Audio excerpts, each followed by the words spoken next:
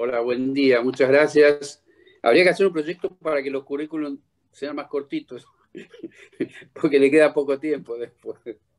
Quiero agradecer la invitación, es un verdadero placer estar participando hoy, además con gente muy querida, Liliana Gendel, Daniela Lescano, Enrique Stola, bueno, mucha gente que uno respeta, admira y aprecia muchísimo. Yo quiero hacer en esta introducción a esta jornada que me parece muy importante porque desde el propio título, ¿no? A veces los títulos no dicen mucho y a veces lo dicen todo. Pensar en una mirada humanística en el abordaje de estos temas, por momentos parece casi una utopía, ¿no? Y no es una cuestión menor, porque pensar que puede ser una utopía tener una actividad humanística en esto es desalentador en principio. Pero me parece que es imprescindible, por eso me pareció muy bien que lo planteen en esos términos, porque tiene que ser toda nuestra actividad de la gente que de alguna manera está vinculada desde cualquier disciplina, tiene que ser dirigida a cada día, a que la mirada sea más humanística, porque evidentemente no lo es y porque evidentemente lo cotidiano nos indica que el tránsito de las víctimas por los sistemas judiciales casi siempre es un calvario. Así que me parece muy atinado plantearlo en estos términos. Y yo voy a hacer, son tiempos reducidos y yo voy a tratar en ese ratito que tengo como introducción a toda la actividad, porque quiero dejar planteado una cuestión que es bastante seria, porque me gustaría luego saber si se comparten o no esos pensamientos. Hago un rápido recorrido por la historia de la humanidad, que lo voy a hacer en 2 minutos, pero que tiene que ver con el origen de la norma, de las leyes. Primero con una aclaración, sin derecho no habría posibilidad de sobrevivir el ser humano en la Tierra. Y por eso, desde que el monito bajó del árbol, la resolución de los problemas que podía haber era mediante la violencia.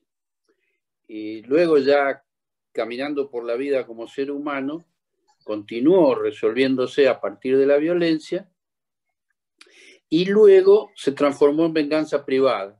Es decir, la venganza privada fue una evolución respecto de la violencia cuerpo a cuerpo. Y con el tiempo, Freud cuando se refiere a esto, a esta historia de las normas, entre otras cosas, hace una afirmación respecto de que el ser humano, dice la traducción, ha trocado una parte de su posible felicidad a cambio de seguridad. Y siempre me pareció sumamente interesante lo que dice, porque uno piensa, bueno, las normas claramente nos hacen limitar una cantidad enorme de impulsos que los seres humanos tenemos, y a cambio de eso, el propio Estado lo que ofrece, en la traducción de Freud sería seguridad, pero se estaba refiriendo a algo mucho más amplio, no en la seguridad física solamente, sino en la seguridad que significa la pertenencia a algo mayor que el individuo, ¿no es cierto? Y así aparece, para que tengan una idea, 3.700 años atrás, es decir, 1.700 años antes de nuestra era, antes llamada de la era cristiana, aparece la primera norma, la primera ley escrita en piedra, que fue el Código de Hammurabi, es el hito que se menciona como origen. Y a partir de ahí, y fíjense un detalle interesante, el rey Hammurabi de Babilonia, cuando recibe esa normativa de parte del Dios, lo que hace es transformar, o sea, traslada la responsabilidad de llevar adelante esos procesos de los sacerdotes, que es donde se manejaba hasta ese momento, 1700 años antes de Cristo, lo traslada a los funcionarios del reino de Babilonia. Y eso es un hito fundamental que a mí me parecía interesante plantear, porque se va viendo cómo se va trasladando, por lo menos desde lo formal, el poder desde ciertos sectores a otros sectores, pero con un hilo conductor. Desde ese momento, por eso hacemos, por razones de tiempo, un salto gigantesco desde el 1700 antes de Cristo. Ha habido, se imaginan, infinitos avances en distintas áreas. Yo lo que quiero resaltar es que en el área del derecho los avances han sido absolutamente progresivos. Entonces, podríamos poner aquel extremo fundacional del Código de Hammurabi, hace 3.700 años, y actualmente la Convención sobre el Derecho del Niño. En ese largo recorrido, por esa historia de la niñez, que fue una historia de abusos y de maltratos, como todos saben, el avance de la normativa fue progresivo, es decir, fuimos mejorando cada vez más nuestras leyes. Y en el mismo sentido, yo quiero también dejar planteado que en las ciencias sociales se observaron los mismos avances, es decir, han avanzado a lo largo del tiempo y llegamos al día de hoy con, así como tenemos una normativa magnífica que garantiza, por lo menos en teoría, una protección integral, también gracias a ciencias, a disciplinas y ciencias no jurídicas, estamos hablando de psicología, sociología, trabajo social, antropología, los avances también han sido gigantescos e imprescindibles porque principalmente desde la psicología se ha avanzado de una manera exponencial en cuanto a conocer cada vez con más profundidad las principales características y consecuencias de los abusos sexuales en las infancias. Que no es poco porque eso es la base en la cual el propio derecho se va a nutrir para redactar las normas y luego para aplicarlas en el ejercicio del Poder Judicial de cada día. Ahora, hay una tercera característica de este recorrido que es el que han transitado el propio patriarcado, es decir, quienes han mantenido y mantienen al día de hoy un poder tan enorme, han ido evolucionando a lo largo del tiempo, en el peor de los sentidos, porque, como ustedes también saben, durante todos estos siglos, la descalificación de la niña, niño y adolescente era suficiente para poner fin a cualquier investigación o sospecha sobre posible abuso en la infancia. Entonces la frase era, los chicos mienten. Esto es un tema central, yo lo digo todo muy, muy rápido, por razones de tiempo. Eso que funcionó bastante, funcionó siglos, en algún momento se frenó esa eficiencia de la frase los chicos mienten a partir precisamente de los avances que yo mencionaba en disciplinas como la psicología y el trabajo social y la sociología, en cuanto a que no es cierto que los chicos mienten, y por supuesto mucho menos en materia de abusos sexuales, por cuanto se determinó con rigor científico que hasta cierta edad los niños y niñas no están en condiciones de mentir o fabular acerca de situaciones sexuales no vividas. Y también está demostrado que cuando alcanzan una edad en la cual podrían llegar a fantasear o fabular sobre esas situaciones, eso no tiene incidencia alguna en el sistema judicial porque no se sostiene.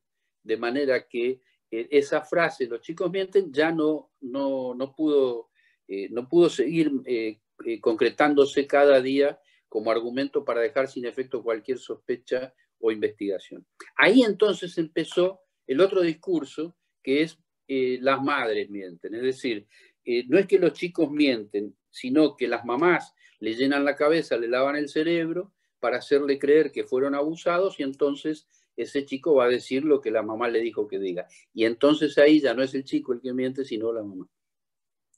Y eso también, a través, ustedes ya saben, y seguramente hoy va a ser conversado, lo que significa la aparición de supuestos síndromes que no existen, como es el de alienación parental, pero que fueron creados en función de poder instalar este concepto de descalificación de las mamás protectoras, que es cotidiano y que se sigue haciendo. Lo que pasa es que como continuaron los avances en psicología y en sociología y trabajo social, entonces ese argumento también empezó a perder peso, sobre todo para aquellas juezas, jueces, fiscalas y fiscales que están capacitados. El que no está capacitado y no le interesa y tiene una mirada androcéntrica y masculina, obviamente ese no va a haber nada que le cambie esa mirada.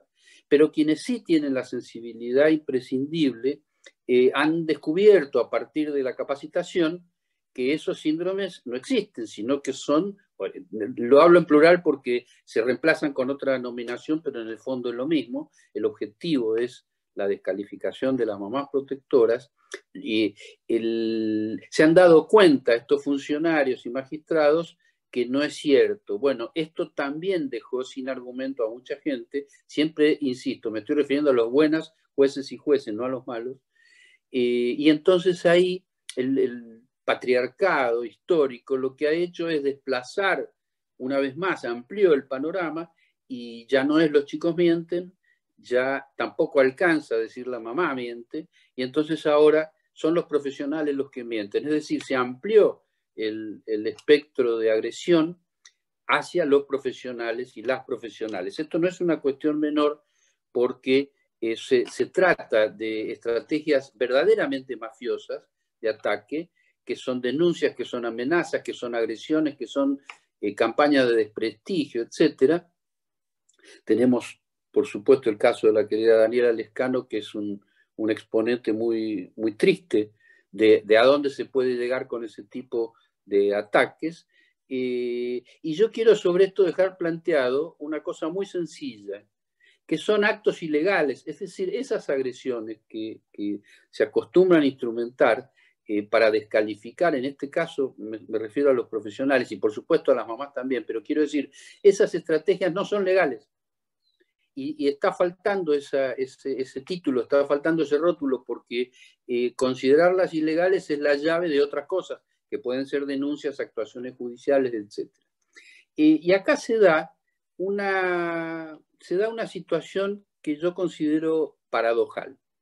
Es decir, ¿cómo es posible que mientras desde el punto de vista de la normativa haya habido una evolución tan extraordinaria al punto de tener hoy la Convención sobre el Derecho del Niño, por ejemplo en la Argentina, con jerarquía constitucional, es decir, con la más alta jerarquía legal?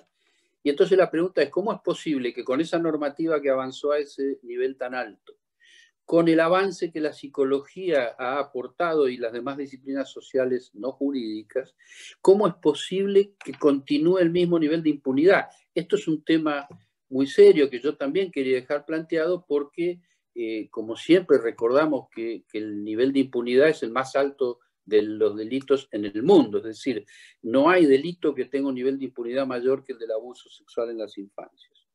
Y en ese sentido, hoy, más allá de algunos éxitos en algunos procesos que son, por supuesto, muy alentadores, la realidad es que en balance el maltrato continúa, el maltrato institucional, ya no el maltrato del abusador, sino el que continúa a través de las instituciones a los niños, a las mamás y a los profesionales. Y entonces uno dice, bueno, ¿qué cambió en todo esto? Recién yo refería, cambiaron las leyes, cambió la evolución de las ciencias sociales no jurídicas, y ¿esto para qué fue? Para bien. O sea, claramente esto fue una mejora en todo lo que significa la temática de abuso en las infancias.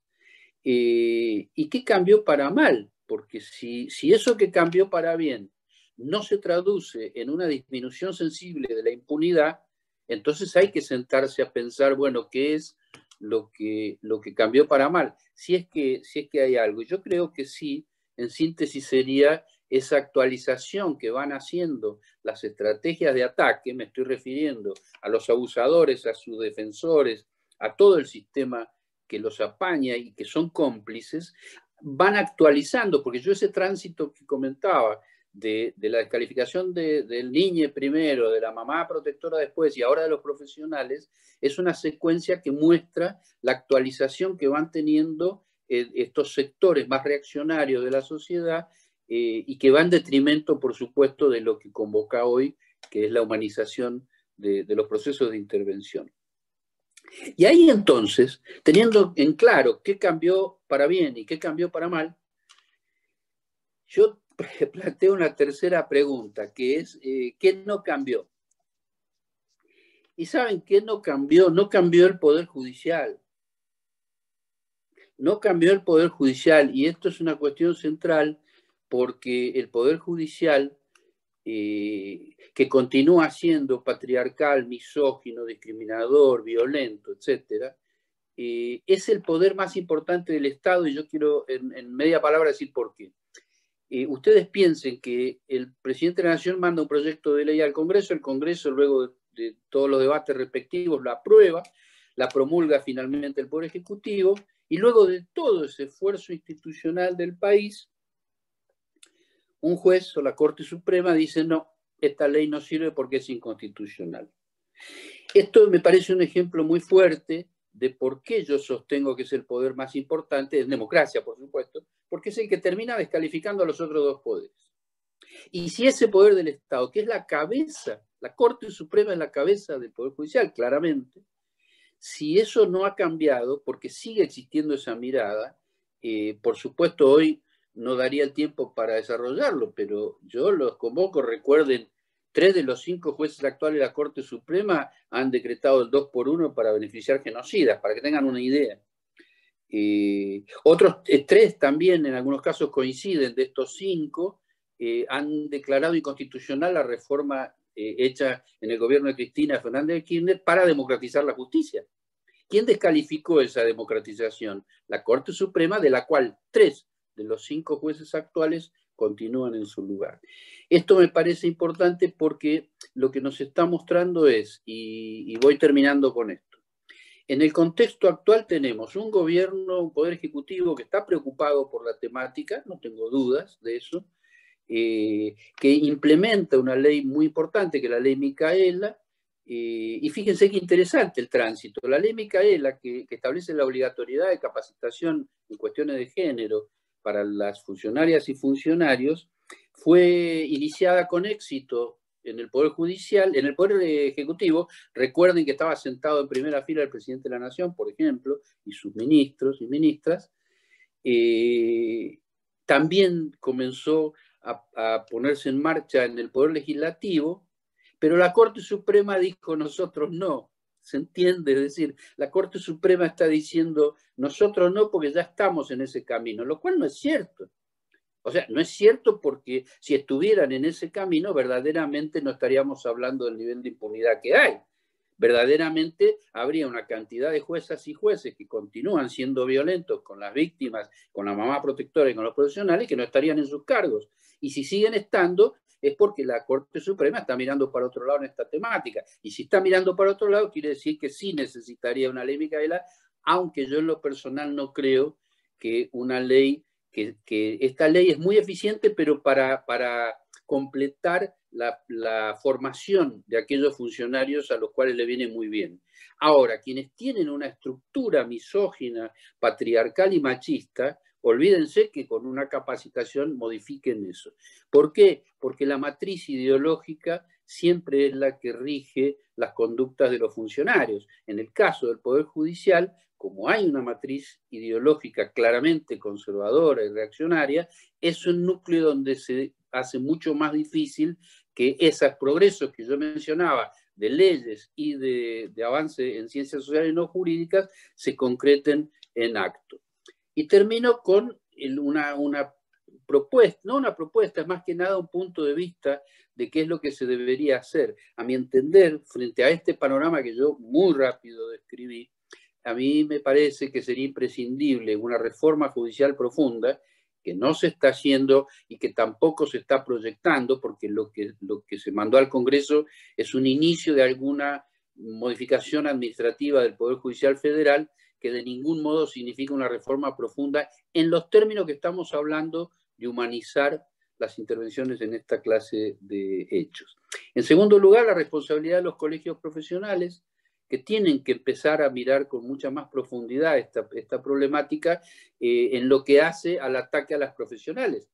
Porque los colegios profesionales, en este caso de psicología, de psicólogos, lo que han hecho es generar una institución para la contención, para la capacitación de sus colegiados y nunca para acompañar ataques. Sin embargo, hay mucho para revisar todavía.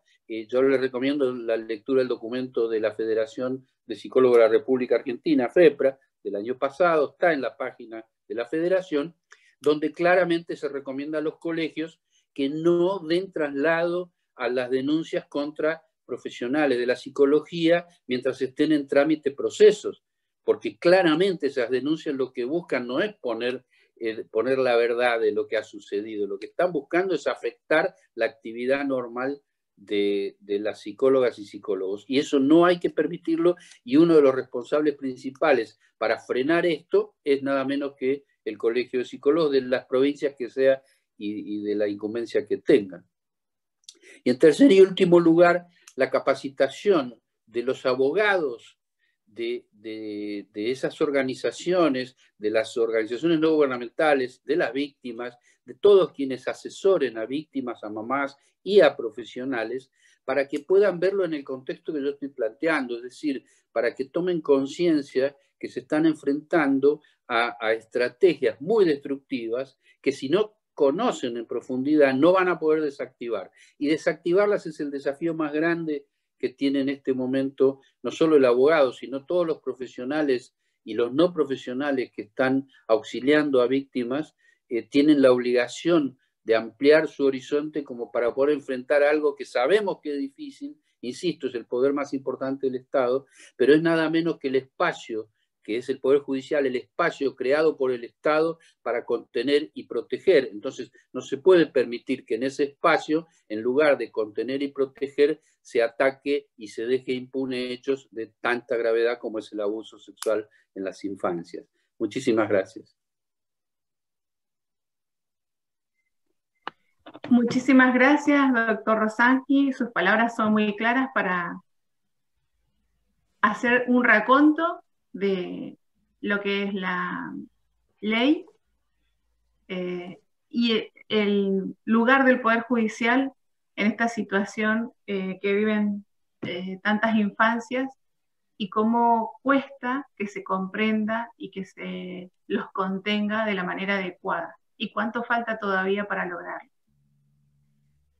Vamos a darle paso a la licenciada Hendel, que es la moderadora de esta parte de la jornada.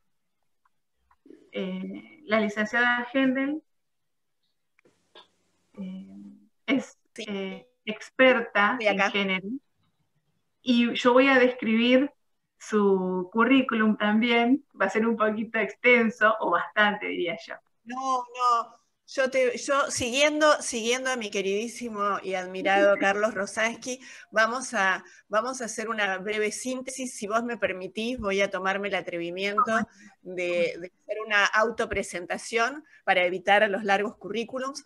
Voy a decir que soy psicóloga, que soy periodista, que soy feminista y que tengo en este momento el honor y el desafío de ser secretaria de Mujeres, Políticas de Género y Diversidades del municipio de La Matanza, provincia de Buenos Aires, y yo creo que con eso es requete súper suficiente. Te agradezco muchísimo la buena onda y las ganas de leer mi currículum, pero soy una señora mayora y empecé tempranamente, lo cual significa que solo la acumulación de años me ha dado algunos beneficios en títulos, así que los obviamos sin antes dejar de agradecerte muchísimo que hayas querido leerlo, pero te agradezco muchísimo, creo que es suficiente. Gracias, Carlos Rosansky, como siempre.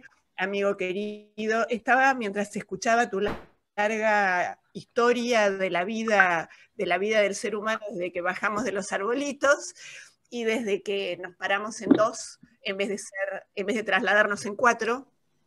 La manipulación de las historias oficiales cuenta desde la antropología oficial cierta distribución de roles sexuales que generan algunos estereotipos y que invisibilizan la verdad. Dicen que las mujeres nos quedábamos en la cueva mientras los varones salían a cazar, y ya eso es una mentira.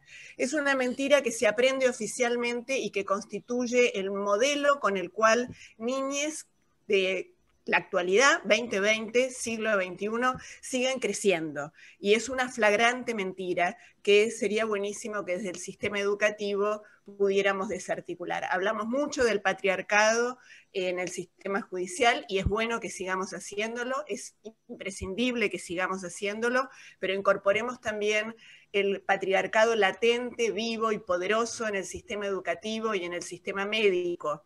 El androcentrismo es grave, es gravísimo, lo padecen sobre todo las diversidades, pero también lo padecemos las mujeres, las niñas y las adolescentes.